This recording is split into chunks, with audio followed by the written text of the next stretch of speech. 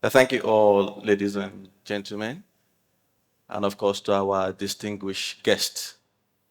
Thank you for joining us this year at the CWG Texcellence Conference 2023. We probably won't be holding this if you're not here, sitting down here today. And I must say first a very big thank you to the DG. A diligent man is a diligent man. You probably got here this morning before I did, and he clearly could tell in the work you do. It really doesn't matter the assignments. The work is the work. Thank you so much, sir. As I was preparing for this program, I was excited. I was looking forward to it to share some of my new studies and knowledge in AI and the application of AI in how they're going to transform a lot of things that we do, how they're going to become a major driver in emerging economy. I mean, I was talking about the impact of AI in micro schemes and mechanisms that can propel prosperity, real-time prosperity in emerging economy. And I was quite excited about that. I spent days thinking about my storyline and how I intend to excite you this morning about my newfound love. Of course, it's no longer news how AI is transforming the world in unprecedented ways. However, in that excitement, my assistant walked into my office and reminded me that the financial controller of the organization and the head of treasury were still waiting to see me. So I invited them in, and we ended up talking about how certain millions USD obligation will be due in 1 month, and why we need to take a position immediately because of the FX situation. Of course, the excitement about my AI was so short-lived. And I began to think about, because it was convenient at that time, I began to think about how AI and the inventions we've seen in new tech, how they can disrupt the current model that we have in terms of liquidity of FX in this country. What are those things that is new tech? How do we leverage them to increase our liquidity of FX into Nigeria? That thought also didn't go too far. But I concluded with one thing, which is the fact that we must produce to be able to earn. Like we've experienced also in other verticals of our economy, where we've had more consumptions than production, which is not a problem really. People must consume regardless of their income. As I was talking to my colleagues before this program, I explained to them, I said the truth is, for any economy to be considered as a big economy, your consumption and your production must be quite substantial. High consumption also indicates a higher disposable income and a higher propensity to spend. So when people are not consuming in the economy could also experience what we call deflation. A good example is what we've seen in the like of Japan some few years ago. So the problem, however, is not so much about the consumption. The problem is the composition of the consumption itself, which is how do you source the majority of what you're consuming?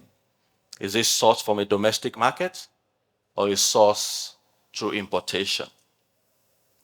I say with our new appetite for technology in this region, we must not repeat the same consumption mindsets in this new phase of new tech. And in my welcome address, I hope that we'll probably hear more of that in the panel sessions today as we bring up more people to talk about this. As I really do hope that while we're improving on customer experience, while we're having big enterprises in this room today talk about digital transformation in a way that we've not seen in a long time in this part of the world, I think also it's important that we start to think about how do we export some of this digital technology beyond our current domain today. And I often say it doesn't have to be perfect before we start to think of exportation. So today, I hope we'll be able to dive a little bit more and move away from the usual tech conversation that we expect from a conference like this. I hope we'll be able to explore possibilities that we can have in tech for wealth and what I call tech for wealth precisely for nation building. A conversation I find incredibly relevant in the light of recent developments in Nigeria and around the world.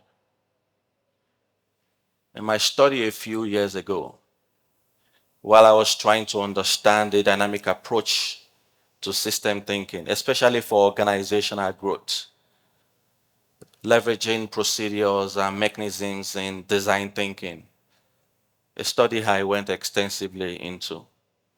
One particularly robust practice within the framework of growth methodology is the reinforcing loop, which I'll speak to in a few minutes. So in simple terms, if a variable increases in a reinforcing loop, the effect of that change will circulate through the same circle, and ultimately it will lead to even a greater increase within that same variable or vice versa. The other way to put this is if you look at the population of a country, if you need to increase the population of a country, then you increase the birth rates in that country. So the more birth rates you have, then that means there's a growth in that population. That means the more kids, that means the more adults. And subsequently, more adults produce more kids that subsequently produce more children. That's just the concept of the reinforcing loop. This principle demonstrates how exponential growth can occur. And of course, my economic friends in this room, I can see some few professors, we argue and say about scarce resources, which is one of the concepts of reinforcing loop, why it might not work. But we say over time with the reinforcing loop, scarce resources become more affordable as we optimize these factors through multiple cycles of improvement. As I begin to close, let me take you back to where I started from, which is the fact that we must produce with intention to export. There are beautiful things we're doing in here, but we must start to get into that conversation of producing strictly to export. And to better illustrate this as I begin to close is to talk about one of my very passionate conversations, which is the economic drivers of every nation. So let me bring this closer a little bit. So every business today, every organization or every nation has what you call the business or the organizational driver. And I've spoken in the past about how understanding the drivers of your business or how understanding the drivers of any economy can help to bring substantial growth within that entity. If we turn our attention to Nigeria for 1 second, we could see that there are drivers, there are key drivers of our economy today. And if I go by extension to talk to my development economics, they will emphasize on maybe one or two of these drivers. These are the fundamentals that help the Nigeria economy, whether good or bad. And when you find a problem with any of these drivers, then you have a problem in the economy of the country itself. So today, I say leveraging these drivers, as we all know, Nigeria today is one of the biggest economies that we have in Africa. However, our GDP per capita still ranks in the 15th, 16th, 17th. Even countries like the Egypt of this world, South Africa, Algeria, Namibia, and Tunisia are probably doing better than us, despite our strengths and pillars in economic growth. So what's my message today? If we must enhance the economic outlook and broaden our horizon, especially in these challenging times, we must focus on the other key drivers that can help to enhance our economy. One such driver is what I call the international trade. It's very important we start to look at that, as it's important to change the narrative of our economy today. I say engaging in global trade as we know it necessitates producing goods and services with an eye towards exportation. This surely opens up new avenues for economic growth and prosperity. So in Nigeria, as an economic driver, we must leverage technology trade to enhance economic progress. We must emphasize SME as a national strategy plan. Of course, evidence strongly suggests and support the notion that SME development is very critical and a potent force for economic growth. I say we must build with a purpose to export, and we must create platform to harvest them. You see, when we export our technological innovation, we're importing our tools, importing the tools and the processes and the standards that we think we don't have today. I say we've performed some kind of technology trade in that regard. So it's important we have this balanced exchange that will result to some numerous advantage for us in this part of the world. China has done that, and they've demonstrated remarkable progress in digital trade, in cross-border data exchange, digital services. As at 2022, they were reaching a staggering $1.7 trillion from the investment that came out of this place. If we must use trade as a catalyst for economic development, we need to foster the creation and the success of new tech enterprise. The number of people in terms of our population and the number of startups we have in Nigeria today, there's a mismatch. And you could check that with similar economies that we have around the world that has used trade as some sort of international trade to improve their economy.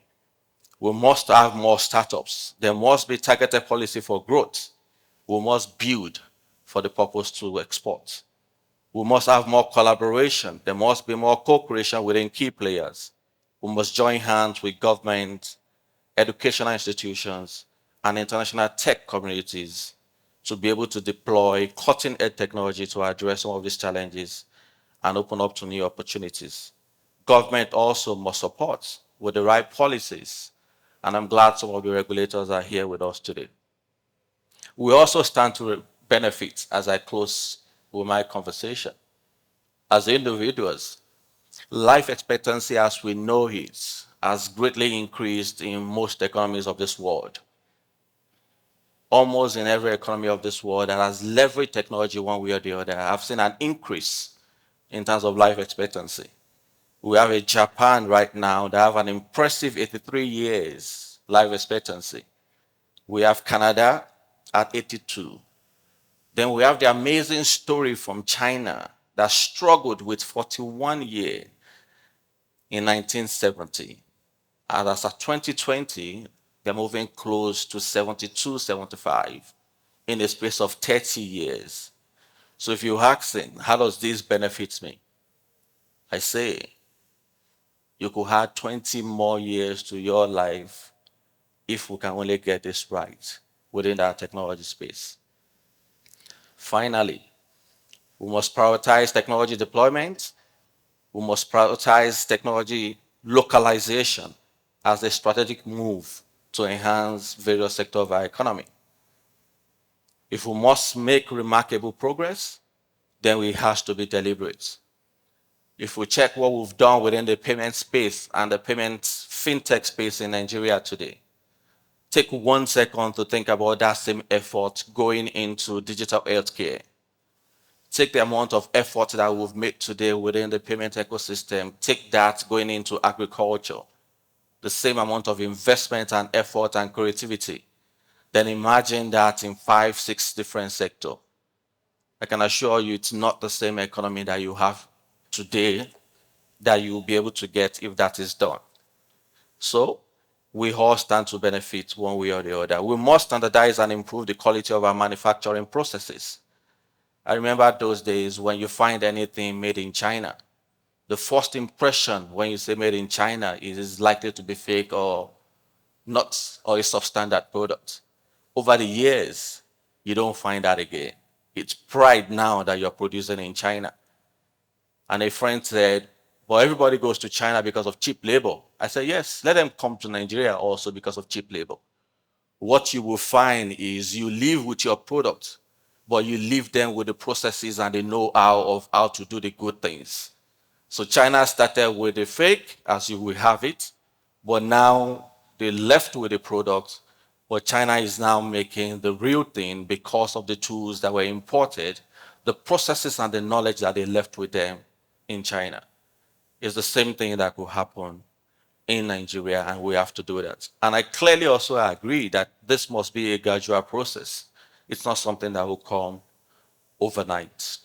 What are some of the actions that we can take on our own as my last comment, especially for most of the executives and IT managers in the room today? I said this must be a very deliberate approach. What portion of your investment and IT budget today go to digital localization? I quite agree that there are some things you can't outsource fully, but how deliberate are you today to have some portion of your IT budget to local digitalization? Investment in tech startup. And I hope some of my colleagues will be speaking about that and what CWG is doing in that space. Government also must be deliberate. I can't overemphasize on this. I say these are areas where I think subsidy can work if we're really deliberate about it. And I love the comment from the Minister for Communications some weeks back. And I hope they will do well with most of those conversations. In conclusion, I say technology trade is a driver for economic growth and nation building. It increases our propensity, our real propensity for wealth creation. I call it the springboard, and it could do magic. But before we could get to that level of concentration, before we could get to that level where we can see it as a channel for real development, the private sector must embrace it. The same way we've done in payment, the same way we are seeing in digitalization in the health sector these days. The same must be applicable to different verticals of the economy before we can get the real value that we're talking today. So I hope we will be sharing more of this in the different sessions that we'll be having today. And I hope there will be clear action subsequently from the different stakeholders that are here listening to this. Thank you again for joining us this morning. I do appreciate it. And I wish you an amazing time as we continue with the program. Thank you so much.